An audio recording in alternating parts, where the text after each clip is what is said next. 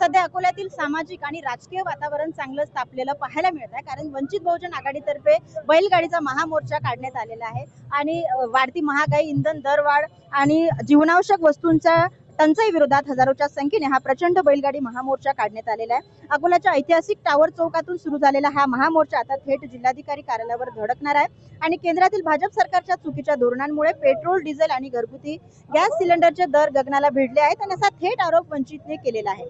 देशातील गोरगरीब आणि सामान्य जनतेला अन्नधान्य, तेल आणि इतर जीवनावश्यक वस्तू खरेदी करणंही कठीण झालेलं आहे आणि सरकार विरोधातील हाच तीव्र आक्रोश आज अकोल्याच्या रस्त्यांवर पाहायला मिळतोय। वंचित बहुजन आघाडीच्या वतीने आज अकोल्यामध्ये सरकारच्या निषेधार्थ बैलगाडी मोर्चा काढण्यात आला। त्यामध्ये गधे सुद्धा होते, आम्ही गध्यावर बसून आलो। त्यामुळे सरकार जे आता उधळपट्टी करते आपल्या स्वतःसाठी, त्यामुळे त्यांनी आता समजून घ्यावं की जनसामान्य नागरिकांप्रमाणे आपण पण गध्यावर यावं आणि उधळपट्टी थांबावी।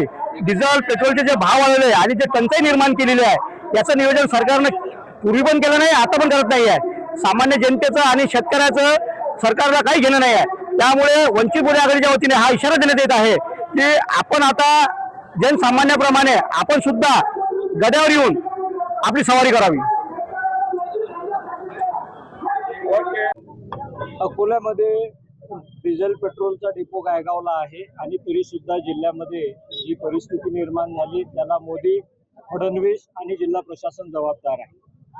कारण जर जिल्ह्याच्या विदर्भातल्या 11 जिल्ह्यामध्ये इथून डिझेल पेट्रोल जात असेल आणि तरी सुद्धा टंचाई निर्माण होत असेल तर त्याचं कारण इथलं प्रशासन आहे। आणि म्हणून या जिल्हाधिकाऱ्यांनी एक आदेश काढला की 5 पेक्षा अधिक लोक एकत्र येणार नाही। सरकारने 13 एप्रिलला शासन निर्णय काढला की कुठलाही मोर्चा आंदोलन करता येणार नाही।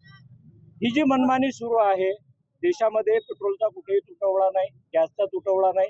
जे काही परदेशातून आयात होते त्यापैकी 50% अधिक इथले प्रायव्हेट कंपनी जे आहेत ती नेपाळ आणि बांगलादेशला विकतायत। त्यामुळे ही कृत्रिम टंचाई जी निर्माण झालेली आहे ती तातडीने थांबली पाहिजे, कारण जी महागाई दरवाढ झालेली आहे त्यामुळे सर्वसामान्य माणूस मेटाकुटीस आलेला आहे। आणि हे सांगण्यासाठी की वर्क फ्रॉम होम हे शेतकरी करू शकत नाही, मजूर करू शकत नाही, ज्याचं हातावर पोट आहे तो करू शकत नाही। म्हणून ही जी मनमानी आहे ती थांबवण्यासाठी वंचित बहुजन आघाडीच्या वतीने मोर्चा काढलेला। या आंदोलनादरम्यान वंचित बहुजन आघाडीने पंतप्रधान नरेंद्र मोदी आणि सत्ताधारी भाजपावर अत्यंत गंभीर आणि तिखट शब्दामध्ये टीका करत पंतप्रधान सकाळी 9 वाजता स्वतः टीव्हीवर येऊन जनतेला पेट्रोल, डिझेल, खाद्यतेल आणि खतांची बचत करण्याचे सल्ले देतात। वर्क फ्रॉम होम करा, सोने चांदी खरेदी करू नका असे आवाहन करतात। मात्र दुसरीकडे स्वतः पंतप्रधान भाजपाचे पदाधिकारी, कार्यकर्ते मोठ्या रॅली आणि कार्यक्रमाचे आयोजन करून कोट्यावधी रुपयांची उधळपट्टी करत आहेत। जनतेसाठी एक नियम आणि सत्ताधाऱ्यांसाठी दुसरा नियम अशी ही सरकारची दुटप्पी भूमिका असल्याचा आरोप वंचितने केलेला आहे। सरकारचा हाच नाकारतेपणा जनतेसाठी समोर आणण्यासाठी आज बैलगाड्यांसह आंदोलक रस्त्यावर उतरल्याचे सांगण्यात येत आहे आणि हाच मोर्चा जिल्हाधिकारी कार्यालयाच्या दिशेने निघाला असून वंचितचे नेते प्रशासनाला आपल्या मागण्यांसाठी निवेदन देणार आहे आणि यावर प्रशासन काय उत्तर देणार आणि या वंचितचं जे आंदोलन दिलेलं आहे त्यावर काय भूमिका घेणार याकडे सर्वांचेच लक्ष लागले आहे। अकोल्याहून प्रियंका जाधव, नवराष्ट्रसाठी।